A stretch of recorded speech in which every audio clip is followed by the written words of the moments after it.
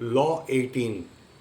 Do not build fortress to protect yourself. Isolation is dangerous. In life, many people think that cutting themselves off from others will keep them safe. They avoid socializing, sharing ideas, or making connections, believing that isolation protects them from harm. But Robert Greene's Law 18 warns against this. The more you isolate yourself, the weaker you become. Psychological explanation. Humans are social creatures. Our survival has always depended on forming connections with others. Psychology shows that when people isolate themselves, they lose access to valuable information, support, and opportunities. This is linked to the network effect where those with strong relationships gain more knowledge and resources than those who try to do everything alone. Another psychological principle at play is confirmation bias.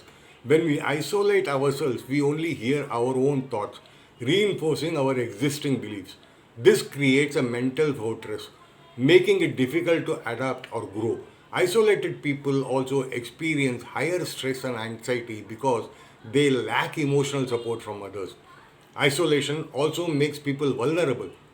When you separate yourself from groups, you become an easy target because you have no allies. Powerful people throughout history who cut themselves off eventually lost everything because they had no one left to support them when trouble came. Example. A historical example is the downfall of Louis XVI of France.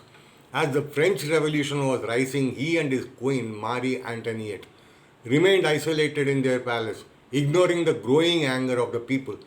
Because they were disconnected from reality, they failed to act in time and ultimately lost their throne and their lives.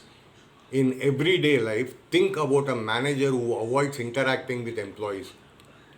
They stay in their office believing they are in control. But over time, they lose touch with what's happening in the company. Employees stop trusting them, and when problems arise, they have no allies to support them. Eventually, they lose their power. How to apply this law? Stay connected. Build strong relationships with different groups of people. Even if you don't need them now, they may be valuable in the future.